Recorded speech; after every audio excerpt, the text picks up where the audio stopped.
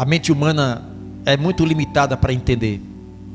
Porque que em determinados momentos na vida de um cristão, por mais luta que surge, temos paz, temos a convicção. Daqui para frente, amada igreja, não espere coisas boas. A cada dia o caminho está estreitando e as portas, ou a porta se fechando. Como está preparado para enfrentar o dia da manhã? O dia da manhã é a realidade que nós iremos enfrentar. E não podemos desconhecer isso, não é verdade? Não adianta desconhecer. A palavra de Deus, lá no livro de João 16:33, o Senhor já nos adverte o que virá pela frente. Mas não importa o que virá pela frente. O mais importante, amada igreja, é nós estarmos de pé para enfrentar as lutas que virá pela frente.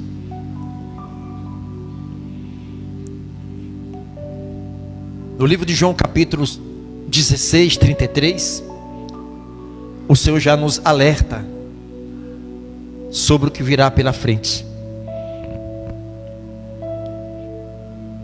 Tenho-vos dito isso, para que em mim tenhais paz. No mundo tereis aflições, mas tende bom ânimo, eu venci o mundo. Que mundo é esse, igreja? Que mundo é esse que nós temos que enfrentar? A maior ignorância na vida de um cristão é desconhecer as adversidades.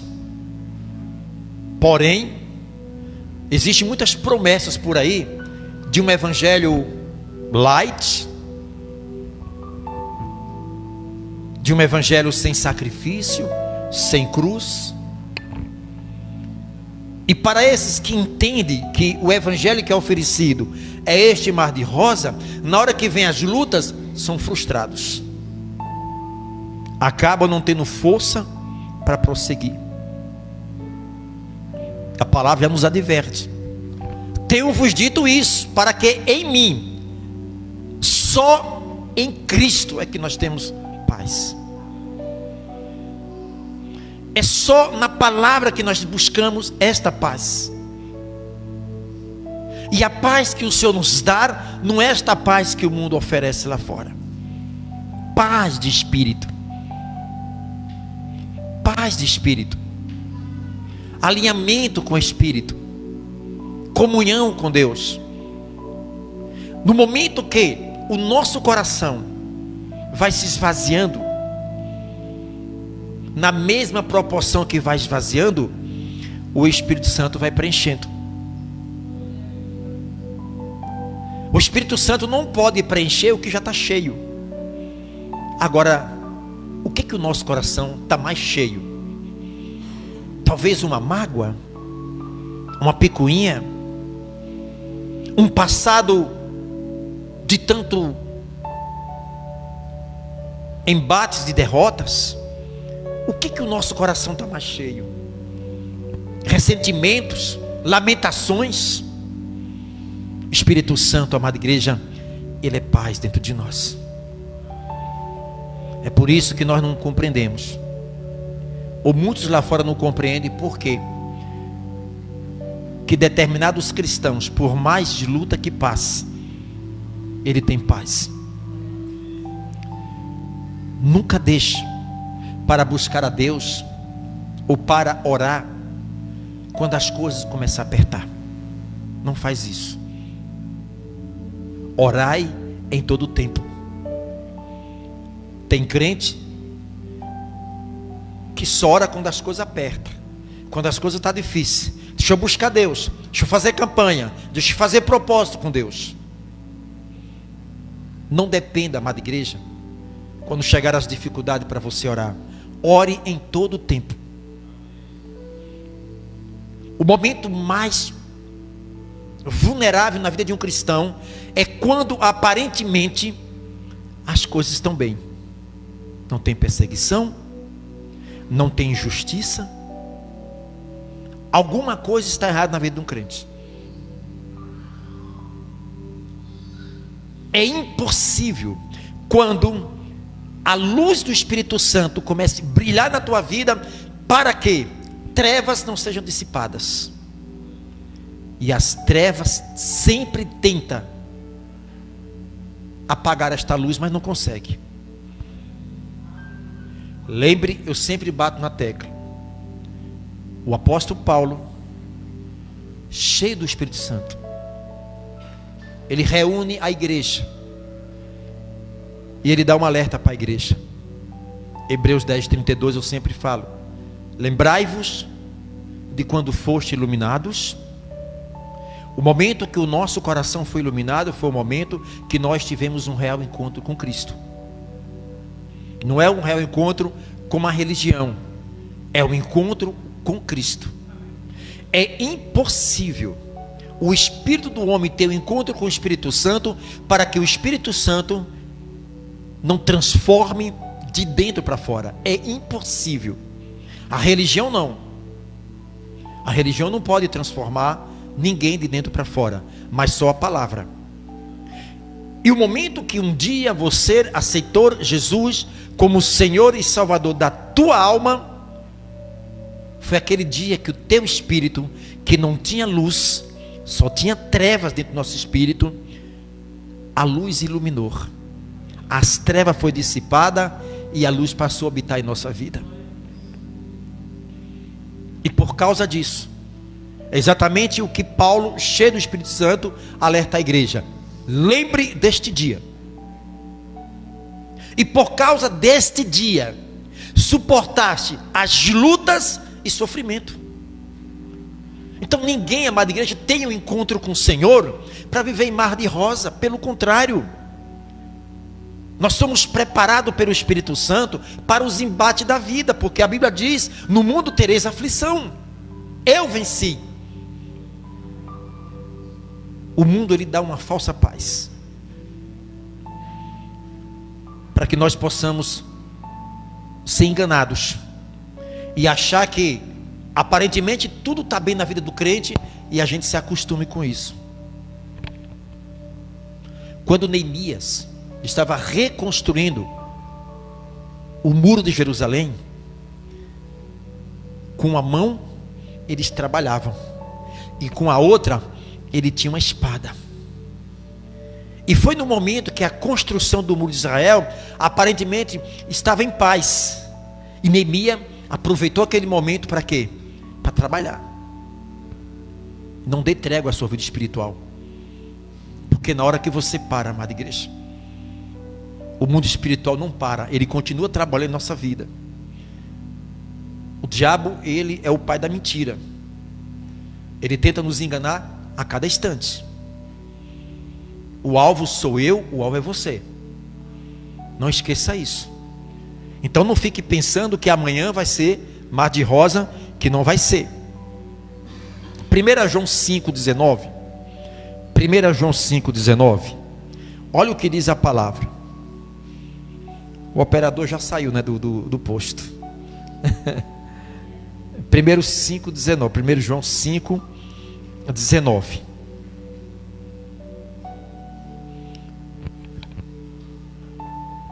João 5,19 diz assim. Já no finalzinho, se você ir para Apocalipse, você volta, você encontra rapidinho ali. 1 João 5,19 diz assim a palavra. Todos encontraram? Todos encontraram? É, o soldado saiu do posto.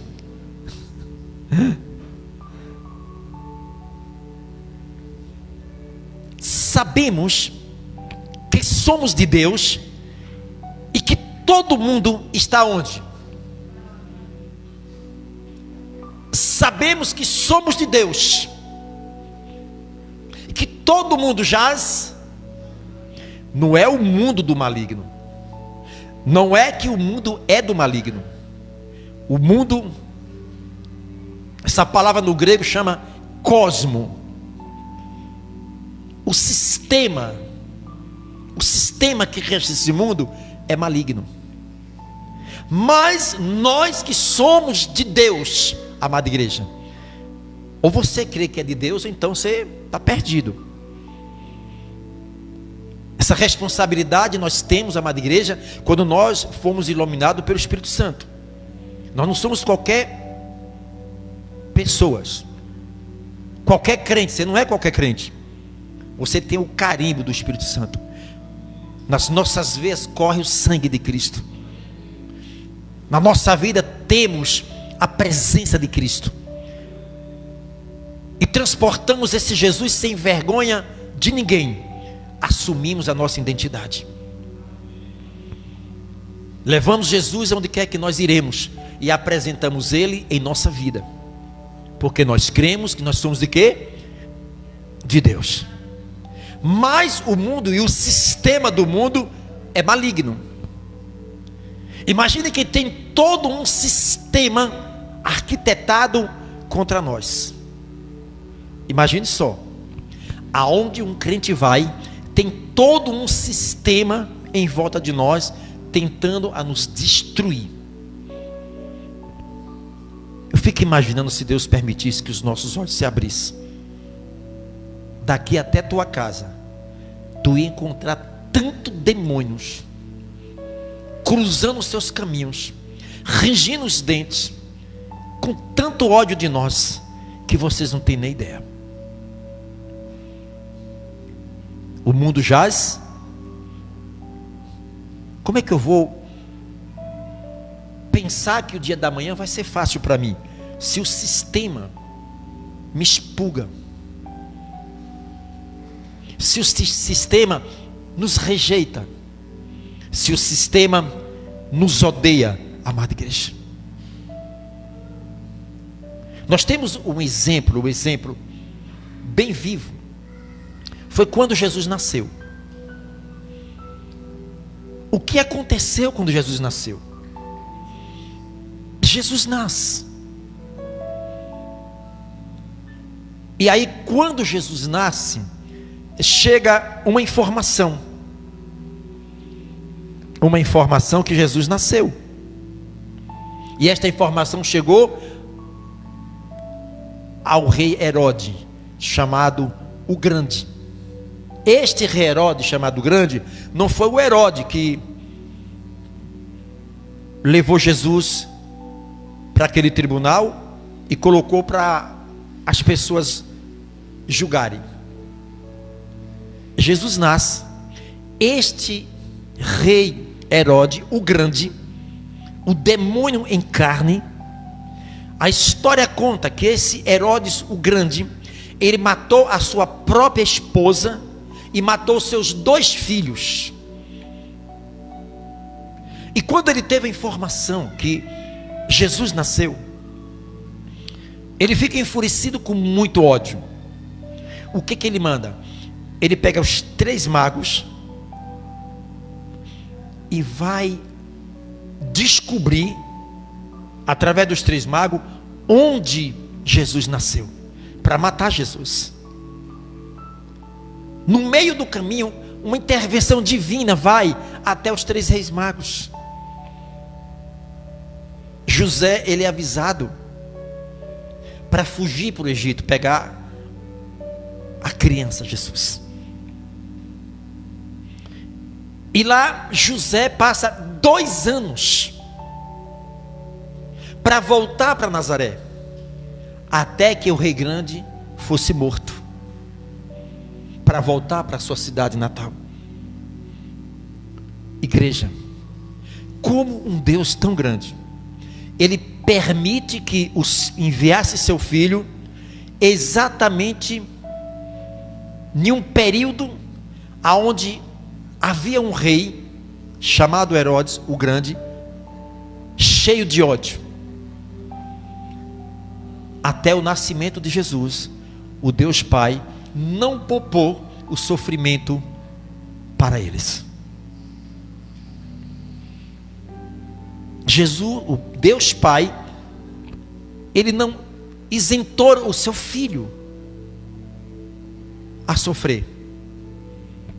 O sistema, amada igreja, repudiou.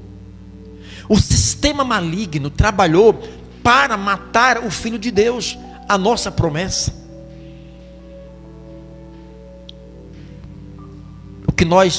Qual a lição que nós tomamos sobre esta passagem?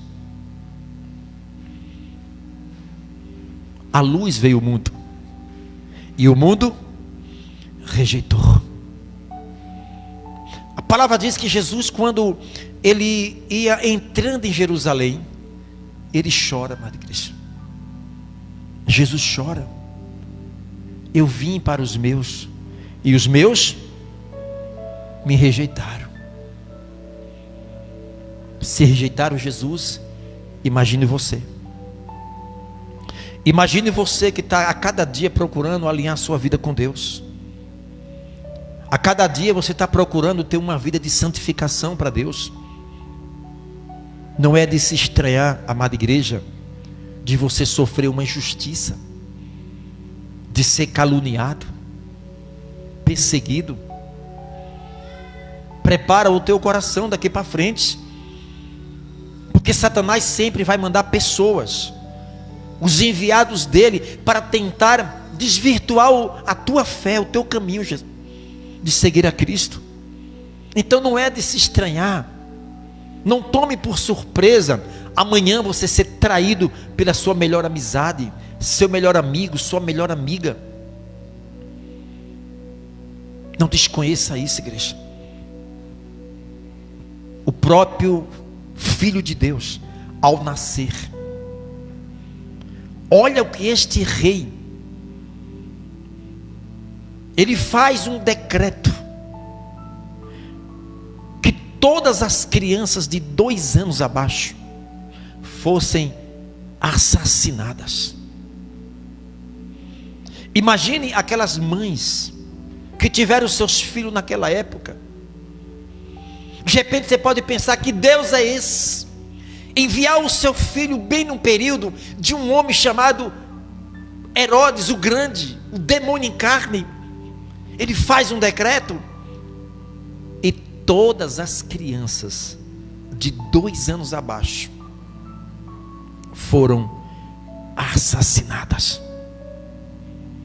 Pare e pense. Se coloque você no lugar daquelas mães.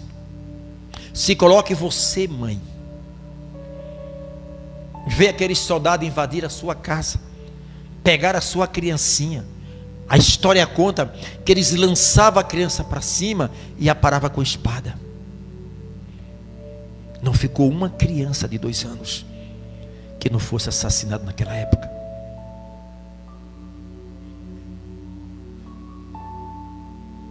O sistema é cruel. E nós não estamos livres dele. Ah, eu sou crente, não acontece mais nada comigo. Quantos e quantos pastores, ao terminar seu culto, pegar o carro e ir para casa, depois uma batida, pô, morreu. Quantos?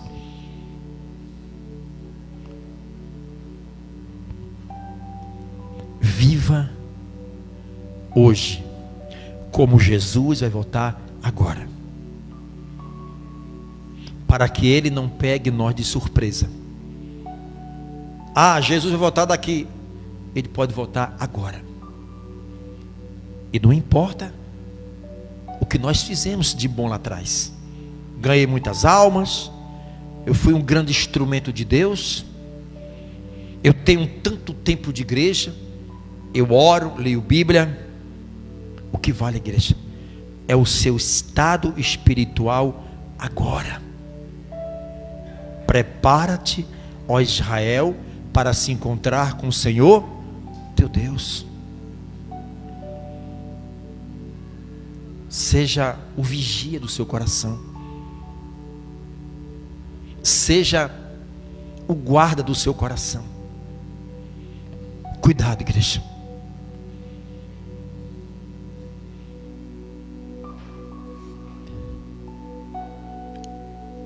Mateus 2,16. Imagine se você, mãe, vivesse nessa época aí. Você, mãe crente, o que estaria falando para Deus nessa época? Que Deus é esse? Que Deus cruel é esse? Por que Deus permite tanta morte de inocentes, criança de 2 anos abaixo? Imagine só. Então Herodes, vendo que tinha sido iludido pelos magos, irritou-se muito e mandou matar todos os meninos que havia em Belém, em todos os seus contornos, de 2 anos para baixo, segundo o tempo que diligentemente inquirira os magos.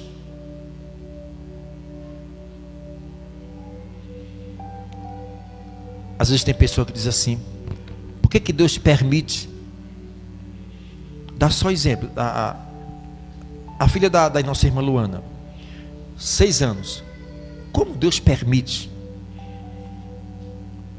um filho do diabo pegar uma criança de 6 anos, estuprar e matar?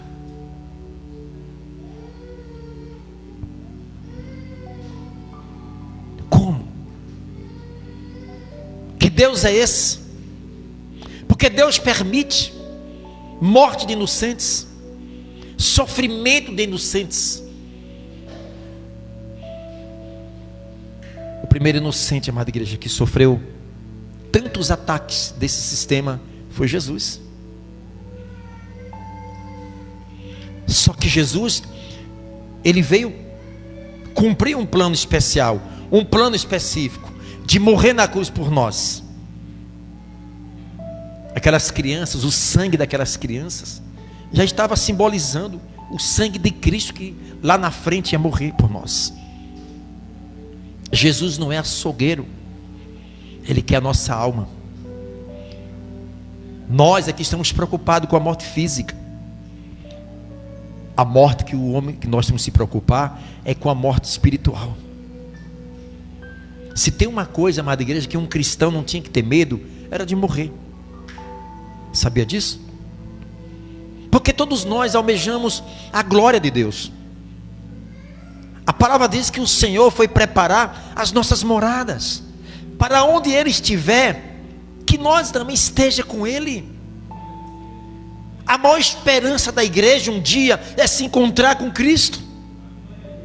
Estou falando de algo espiritual, de uma dimensão espiritual. Igreja, olha o que Paulo disse: o viver para mim é lucro. Não, o viver para mim é em Cristo. Toda a minha vida é para viver em Cristo. Mas o morrer para mim é lucro. Quando Paulo pensava na sua partida do seu corpo, ele se alegrava. Não se preocupe, igreja. A palavra diz que a morte dos seus santos é preciosa à vista do Senhor. A morte de qualquer cristão aos olhos do Senhor é precioso. Por que temer a morte? A palavra diz que não devemos temer a morte, mas aquele que tem poder sobre a morte. A questão é que há uma fraqueza espiritual, há uma meninice dentro da nossa vida espiritual. O que nós precisamos é sempre galgar níveis de glórias mais altos, níveis de comunhão com Deus, para que a nossa alma tenha paz até no dia da nossa morte. Porque eu vou ter medo? A gente sabe e queremos, amada igreja, de um dia estar com Cristo, mas ninguém quer morrer. Essa é a verdade. Mas não devemos ser refém desse medo. Nós, Eclesiastes 5:20, nós que estamos vivos, sabemos que há de morrer. O único ser vivo que tem consciência da morte somos nós. Os animais não têm consciência da morte, mas nós temos consciência que este corpo, esta casa que nós habitamos, que o Senhor nos deu para passar um tempo aqui nesse mundo, para que esse tempo que nós iremos passar nesse mundo, gerenciar a nossa vida, direcionar a nossa vida. E essa casa que nós moramos, ela não é eterna, é física. E tudo que é físico vai se desfazer. E temos que aproveitar esse tempo que nós estamos neste corpo, amada igreja, para viver em Cristo. Como é que está a tua vida? Como é que está a sua estrutura para você enfrentar o dia da manhã? Essa estrutura, ela nasce em cima da palavra de Deus. Comunhão com ela, vida com ela. Porque se assim não for, as lutas quando vier, a gente não tem como suportar. Aquele que nos chamou, ele é fiel e justo, amada igreja, e cuida de nós. No momento que o cristão, ele coloca a sua vida 100% nas mãos do Senhor, ele passa a confiar no Senhor.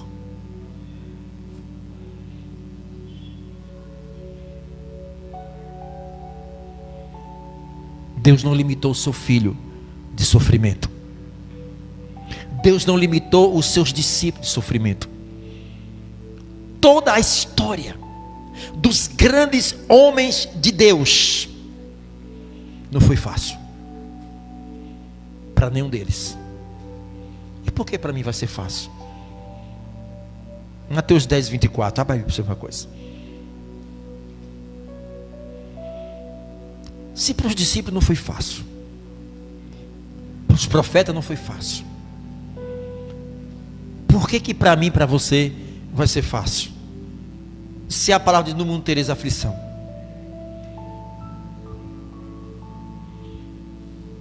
É por isso que muitos cristãos, amada igreja, eles não permanecem muito na presença de Deus ou na casa do Senhor. Que as lutas, quando surgem, eles são os primeiros a abandonar a Cristo. Livro de Mateus 10, 24, a palavra diz: não é o discípulo mais do que o seu mestre, nem o seu servo mais do que o seu Senhor. Se Jesus sofreu, os discípulos também sofreram, mas sofreram, amada igreja, injustamente. Sofreu por causa do Evangelho. Até Jesus for formado dentro de nós, não é fácil. Dói dentro de nós. Mas é necessário que passemos essa dor. Porque ninguém é coroado se não lutar.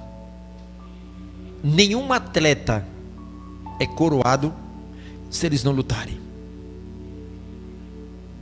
Nenhum de vocês serão coroados se não lutar.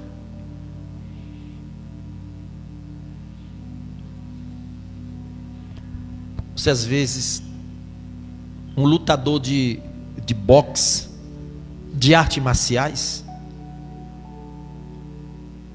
quantas das vezes aquele lutador Anderson Silva, eles marcam uma luta para acontecer 6 meses, né? Marcam uma luta para acontecer daqui a 1 ano. E eles preparados. Tem médicos, tem psicólogo, personal trainer, tem uma dieta muito rigorosa, tem toda uma preparação, tem muito treino. E muitas das vezes, um humano de toda a preparação, para decidir às vezes em segundos. Em segundos. Quantos lutadores treinaram tanto e foram para o ringue, a primeira pancada o cara já caiu? Cuidado. O lutador, dentro de um ringue, diante do seu adversário, ele não pode baixar a guarda.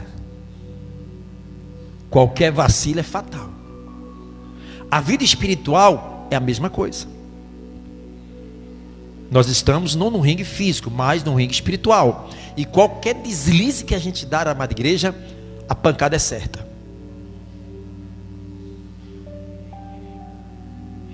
Aprendamos com uma criança quando começa a andar.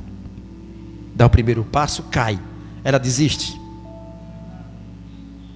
O segundo, cai, se arrebenta às vezes, mas não desiste. E foi assim que nós aprendemos a caminhar. Se ficássemos com medo, até hoje nós estamos com as pernas atrofiadas. Mas aprendemos com as nossas quedas. Devemos aprender com nossos erros. Chega de tanto erro na nossa vida.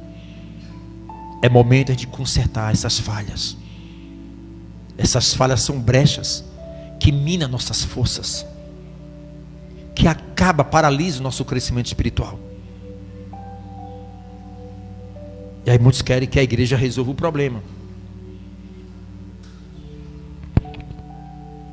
Muito cuidado, igreja.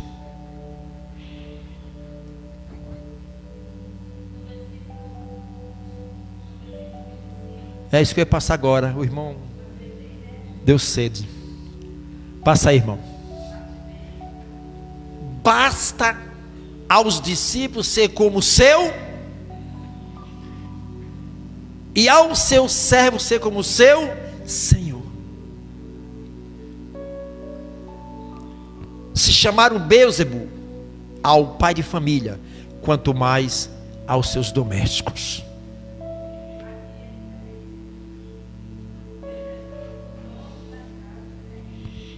São versões, né?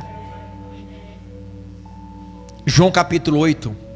Eram os fariseus que estavam batendo de testa com Jesus. E aqueles fariseus, ele chegou a dizer para o nosso Senhor que Jesus era filho de prostituta. Ele chegou a dizer para Jesus que Jesus tinha demônios, que era filho de demônios. Falaram isso para o nosso Cristo. Imagine eu, imagine você. Imagine eu, imagine você. Tudo que nós precisamos é criar uma estrutura espiritual, amada igreja. A palavra diz: ouvi de tudo, retém, guardai o que é bom. Os nossos ouvidos espirituais, amada igreja, eles estão muito aguçados para ouvir tudo que não presta e canalizar para o nosso coração. Por isso que nós temos que orar muito ao Senhor, para que nós sempre deixemos o coração fechado. Os nossos ouvidos estão conectados com o coração. E a palavra diz: tudo que tem que guardar, guarda o teu coração, porque dele procede vida ou morte. Quem manda a morte para o coração somos nós. Porque nem tudo é o demônio, nem tudo é Satanás. A questão é que, por falta de conhecimento da palavra de Deus, na hora que nós iremos lutar no mundo espiritual, é a gente quem decide quem é que vai entrar no nosso coração. O mundo, que é o sistema maligno, ele está mandando todo tipo de sujeira 24 horas para o nosso coração. Cabe nós decidir se vai entrar ou se vai passar. Só que nós treinamos o nosso ouvido para absorver o que não presta e o que presta deixar passar. Inverteu as coisas. E todo o problema é essa sujeira que penetra o nosso coração. O problema é para sair. Para entrar é fácil. Assim que ele se instala no nosso coração, ele cria uma crosta. E para sair, amada igreja, muitas das vezes sangra o coração, traz sequela para a nossa vida. Essa sujeira que penetra no nosso coração, há uma tendência muito grande de criar dentro de nós um trono de orgulho, que é o egocentrismo. para bloquear os nossos olhos espirituais, para fechar uma parte dos nossos ouvidos espirituais. Tudo que é bom não entra, mas só o que não presta entra. E essa sujeira é o que tem levado muitos cristãos a estar doentes na sua fé, acabados espiritualmente, não consegue se levantar espiritualmente. Por quê, pastor? Porque o sistema conseguiu penetrar o nosso coração. Está aí o problema.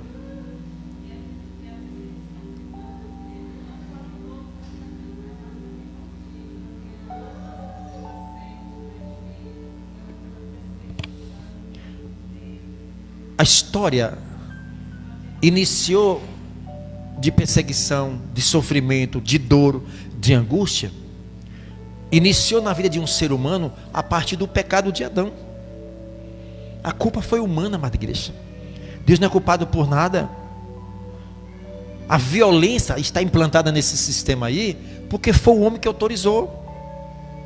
E aí nós somos passíveis de todos os ataques malignos, de todos os acontecimentos nessa terra, são frutos da desobediência do homem. Deus não fez o homem, amada igreja, para morrer. Deus não fez a criança para ser estrupada, para estar doente, para estar... Não. O projeto original de Deus não foi isso.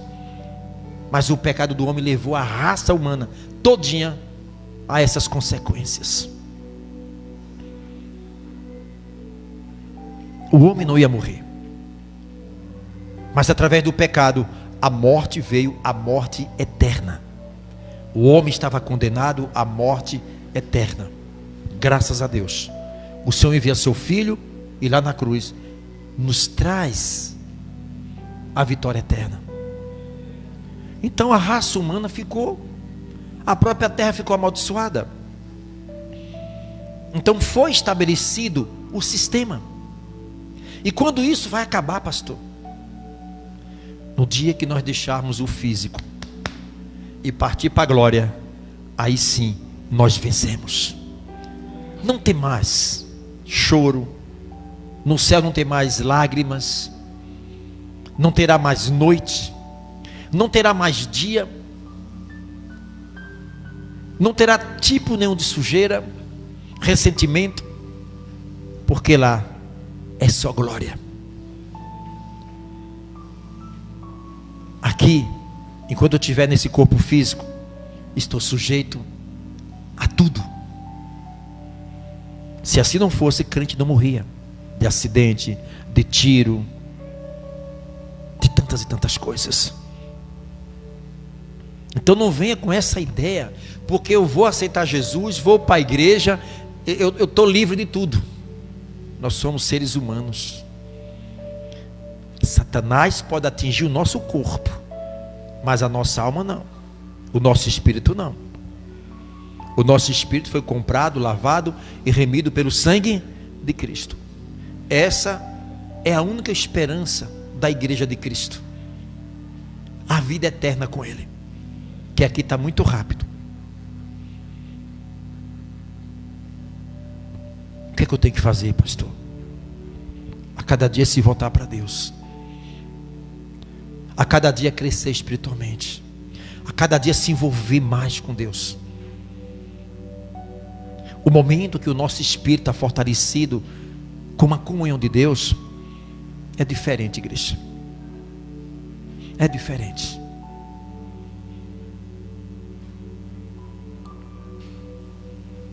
O pecado, ele abre muita brecha para o crente, antecipa sofrimentos, fabrica antes do tempo sofrimento. O pecado é terrível. O pecado desliga a pessoa completamente de Deus. Nós não fomos feitos para viver no pecado. Nós fazíamos parte do pecado, estávamos mergulhados em prática do pecado, mas o pecado já não habita mais em nós. Eu não faço mais parte do pecado. Eu aborreço o pecado. Eu não quero mais comunhão com o pecado. Eu não quero mais andar de mão dada com o pecado. Eu não tenho mais aliança. A minha aliança foi feita com Cristo. Aquela aliança que eu tinha com o diabo quebrou, destruí. Agora a minha aliança é com Deus. Eu quero viver para Deus. Pastor, podemos viver em um sistema desse sem estar envolvido com Ele? Sim. Você pode viver sem pecar. O pecado é voluntário. A maior dificuldade que a pessoa tem de compreender isso, como pode viver num sistema desse sem pecar, é a falta de crescimento espiritual na vida de um crente, que leva a mentalidade tão errônea como essa. Vocês são filhos da luz. Aonde tem luz, não tem trevas. A palavra diz que comunhão tem a luz com as trevas. Não pode ter comunhão entre luz e trevas, igreja. Pode água e óleo se misturarem? Coloca dentro do liquidificador água e coloca óleo e bate lá. Depois para. Vai chegar o momento que eles vão. Não tem como. Este é o perigo que a igreja moderna está passando. Porque não procura ser diferente. Não é sermos melhores do que ninguém, mas ser diferente. Ou você chama para você essa responsabilidade: eu tenho que ser diferente dos meus colegas de trabalho, eu tenho que ser diferente na escola, na minha família, aonde quer que eu vá, eu tenho que ser diferente. Eu não posso estar de mão dada com a prática de pecado. Eu não posso.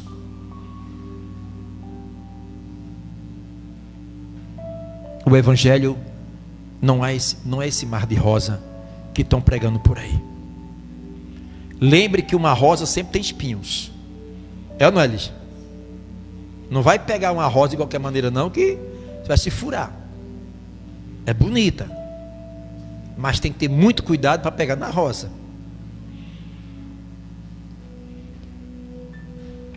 A palavra diz, amada igreja, que abra aí Mateus 7, 13 e 14. O operador hoje está na misericórdia.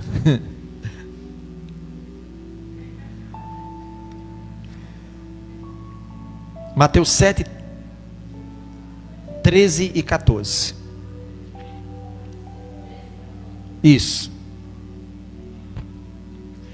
Entrai pela porta estreita, porque largo é a porta e espaçoso o caminho que conduz à perdição, e muitos são os que entram por ela. Vá lá.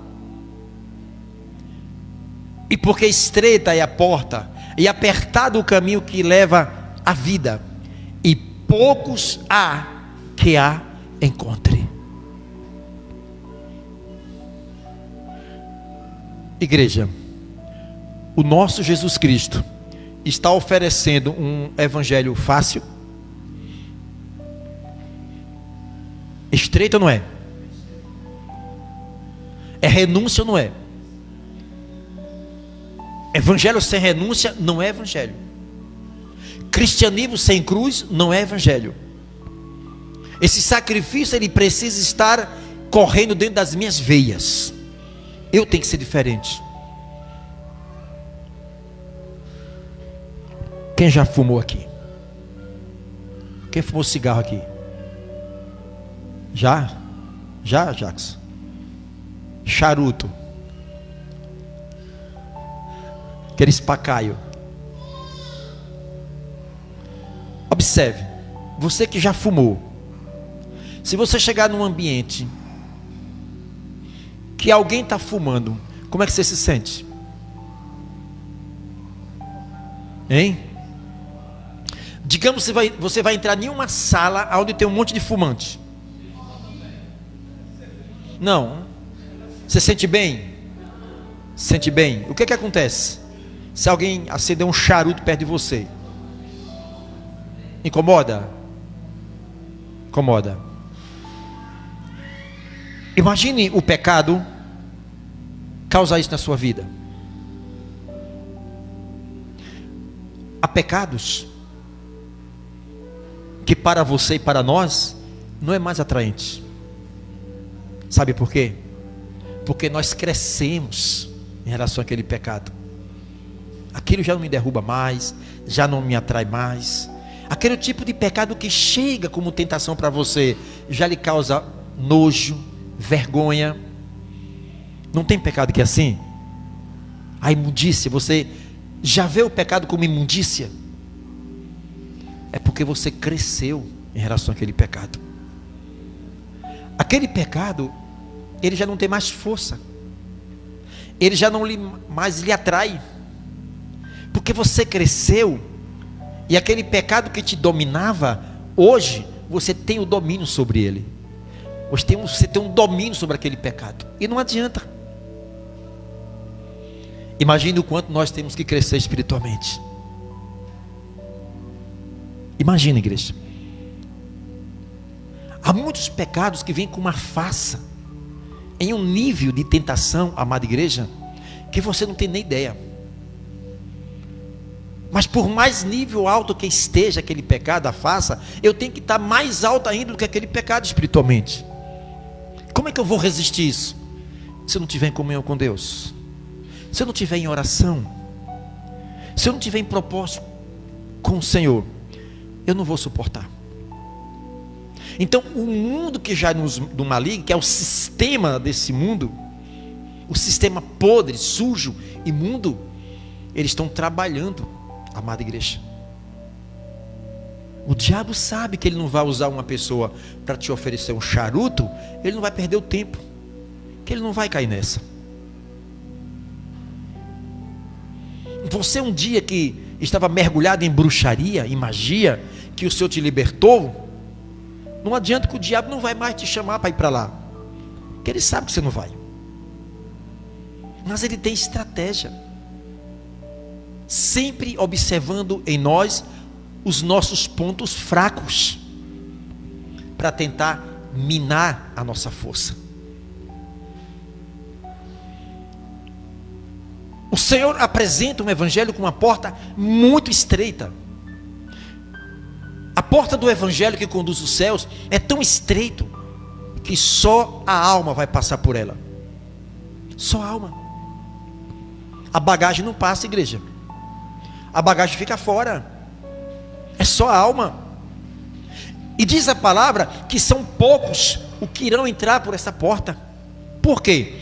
Porque nem todos estão dispostos a renunciar à sua vida. Só isso. Eu estava essa madrugada, desde 1h da manhã aqui. Acho que eu subi 6h e poucos, depois das 6. E tudo tem que começar a partir de nós, não é dos outros. Tudo tem que começar a partir de mim, de nós. Nós temos o Espírito Santo. O Senhor nos deu o Espírito Santo dele para nós. Você não tem o Espírito Santo? Você sabe o que é o Espírito Santo? Será que nós estamos na posição que Deus quer que nós estejamos?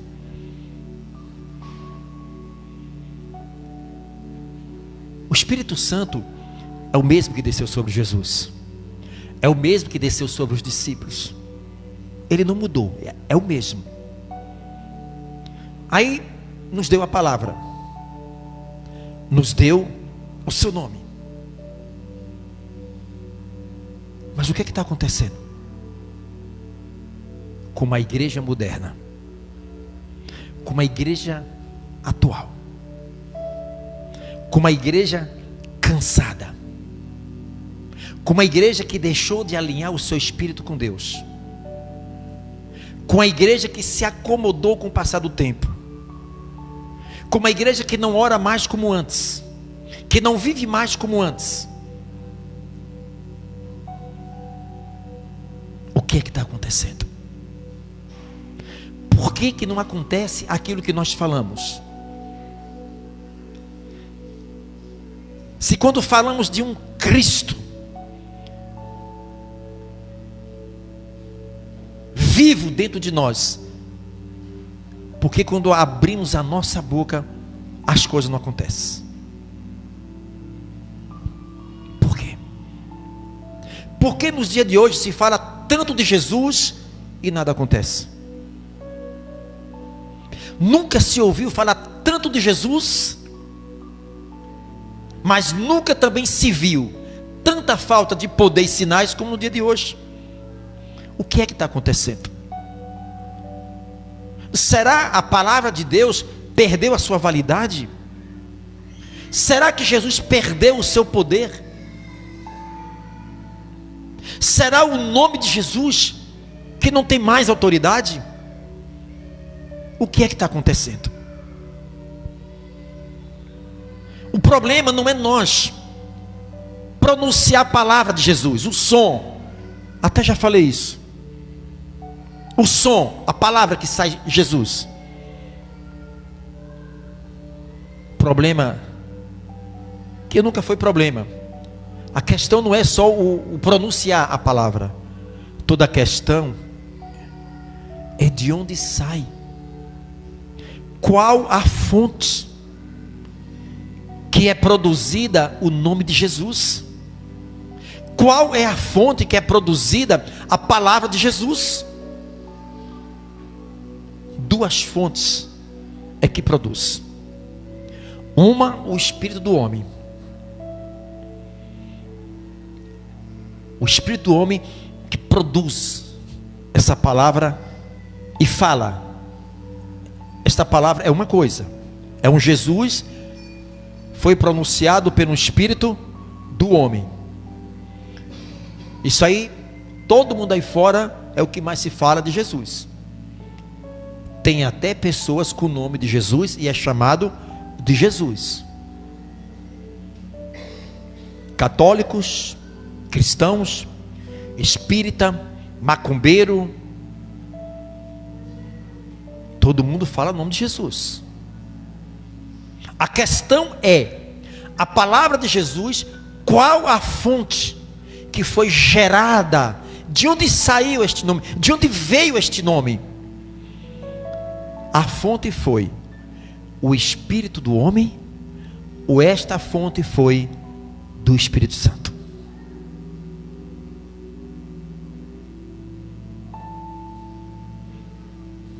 Nós temos que ter muito cuidado com isso. Precisamos ter muita reverência com esse nome. Não brinque, a Bíblia diz que nós não devemos levar em vão o nome de Jesus. Cuidado. Cuidado, igreja. O mundo espiritual, quando ouve soar da nossa boca o nome Jesus, nunca esqueça isso. O sistema que é maligno, ao ouvir este nome Jesus, que é um nome que ele treme na base, que é o nome onde diz Filipenses 2,9, que soberanamente o nome do Senhor é o nome sobre todos os nomes, que se dobra todo joelho nos céus, na terra e debaixo da terra. O sistema, quando ouve esta palavra que sai da nossa boca, nunca esqueça, há uma reação. Para cada ação, há uma reação. Lembre daqueles filhos do sacerdote Cefas, Atos capítulo 19. Coloca aí, já saiu. Lembre-se, Cefas era um sacerdote. Atos 19. Procura a parte dos filhos de Cefas, os 7 rapazes. Vai lá, vai lá. Veja, acho que é do 10 em diante. Vai lá.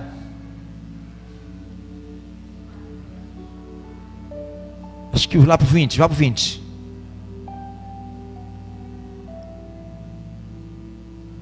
Vai lá.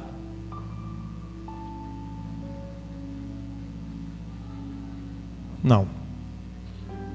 Deixa eu procurar aqui na minha Bíblia. Aquela parte que os filhos de Seivas foram confrontar no mundo espiritual com os demônios. É o 14? Vai lá. Ok. Vamos lá.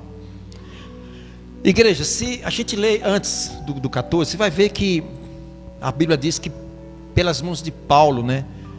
Paulo fazia obra extraordinária, que cortava suas vestes e levava para os doentes, e ao tocar os doentes eram curados.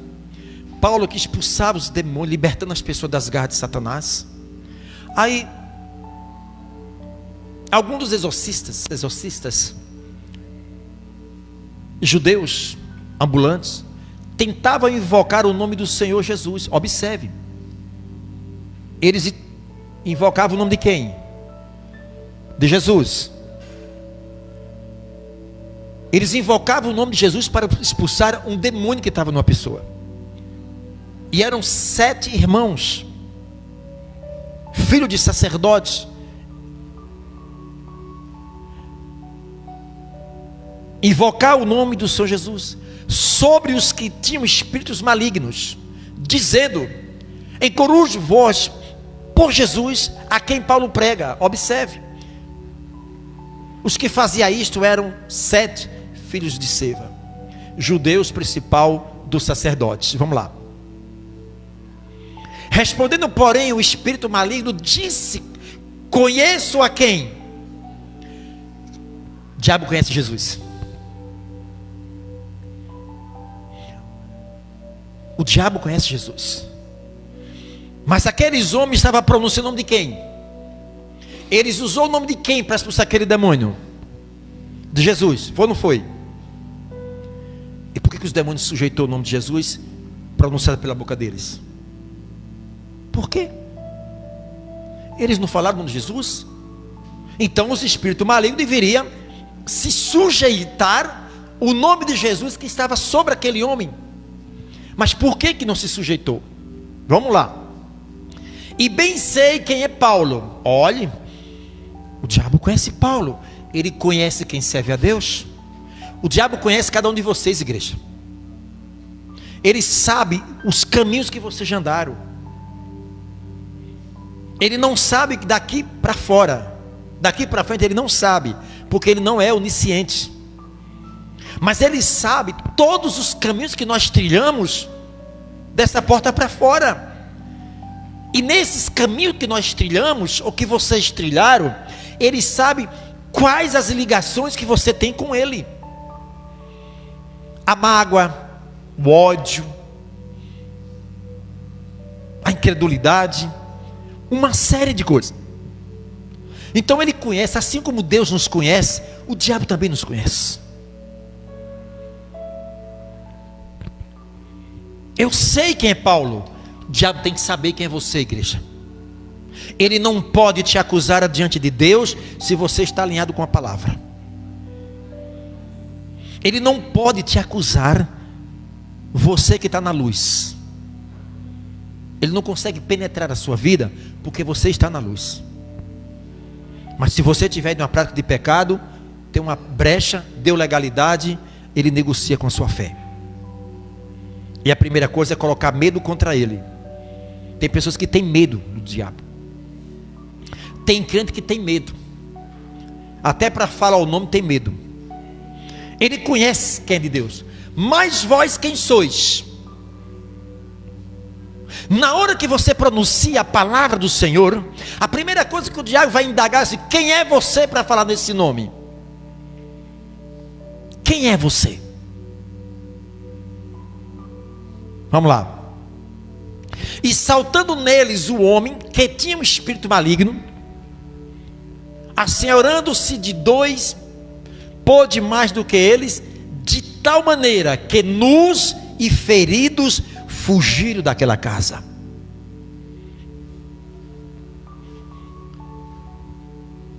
Eles foram brincar com o diabo. Eles foram usar o nome de Jesus sobre os demônios sem autoridade. Está aí o problema. Eles foram falar do nome de Jesus para enfrentar Satanás. E a palavra Jesus que saiu da boca desses homens não teve eficácia nenhuma, poder nenhum. Por quê, pastor? Porque a fonte que saiu aquele nome foi do espírito deles, totalmente desalinhado com Deus. Um espírito alinhado com o próprio demônio, para confrontar o próprio demônio. Por isso que Satanás, ele não respeita pastor, não respeita crente. Ele se submete à autoridade do Senhor sobre a tua vida. Alinhamento com Deus. Quem é você? Eu sei quem é Paulo. Eu sei quem é Paulo. Eu sei a vida de Paulo. É um homem íntegro, um homem voltado para Deus, um homem de oração, um homem de jejum, um homem que vive honrando Deus dele. Agora, e você quer? Você quer vir aqui me afrontar? Fazendo minha vontade? Olha que vergonha. O diabo deu uma surra e os cabras saíram nu. A nudez, principalmente naquela época, era a pior humilhação. A nudez naquela época, até hoje, para pessoas que têm caráter, né? Imagine você sair nu aí na rua. Imagine você sair nu aí pela rua correndo. Eita! Que humilhação, que vergonha. Você morre de vergonha. Procurasse um buraco e se enterrava vivo ali. O diabo causou essa terrível vergonha na vida daqueles homens. Porque aqueles homens professaram o nome de Jesus, mas não tinham autoridade sobre aquele nome. Autoridade que o Senhor nos deu, igreja.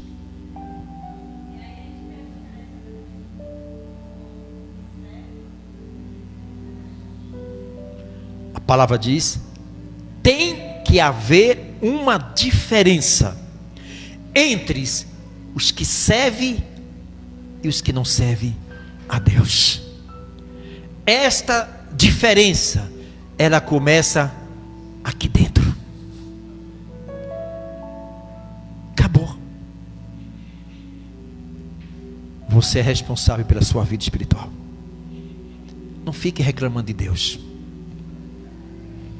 Cada um de vocês é responsável pelo seu crescimento espiritual, pela sua vida em Deus. Amém, igreja?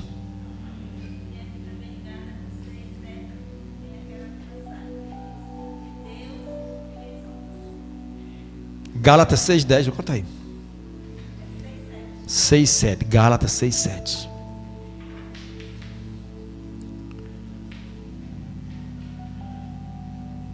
Imagine se a igreja hoje assumisse a sua identidade com Cristo, irmã Lígia. Imagine se cada um de vocês assumisse essa identidade com Cristo, entendesse e compreendesse a autoridade de Deus sobre vocês, sobre o pecado. Era você passando e o diabo abrindo ala para você passar. Era você chegando nos seus ambientes, no ambiente, e o diabo caindo, pegando as trouxinhas, caindo fora. Era você chegando em um doente, e aquela pessoa doente com enfermidade maligna espiritual, o diabo ia embora e as pessoas eram curadas. Por quê? Hoje não se vê mais sinais como havia naquela igreja primitiva. Não quero dizer que acontece muitos sinais e maravilha, igreja. Deus continua operando, Deus continua, estou falando, chamando para nós aqui, para o nosso estado de Sergipe. quase que não se vê mais, visivelmente, paralítico andar, canceroso ser curado, pessoas libertas, o poder de Deus sobre aquele lugar, aquele culto que nunca mais a gente esquecer, de tantas maravilhas, operação de sinais, de milagres. Imagine se cada um de nós saíssemos daqui movido com a estação do Espírito Santo para curar os enfermos, para libertar os endemoniados. Na vida de cada um de vocês acontecendo os sinais de Deus. Você vê muita gente batendo na sua porta, ligando para você, te procurando.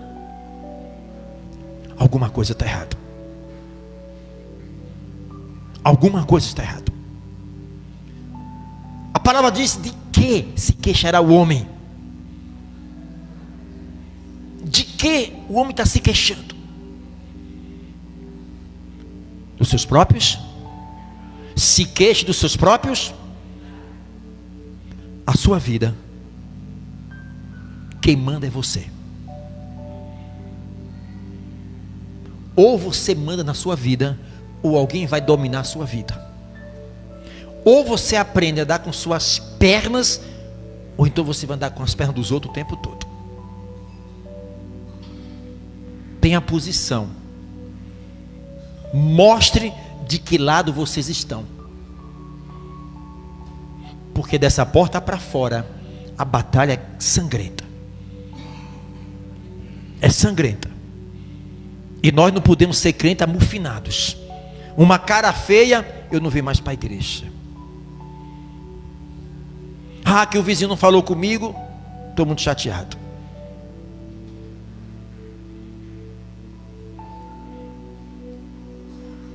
Para aqueles que vivem diante da palavra,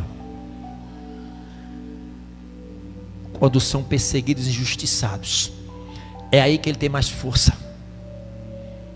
É aí que nós buscamos força para lutar. Não deixe a sujeira deste mundo penetrar a tua vida, porque é você que determina quem vai estar no seu coração.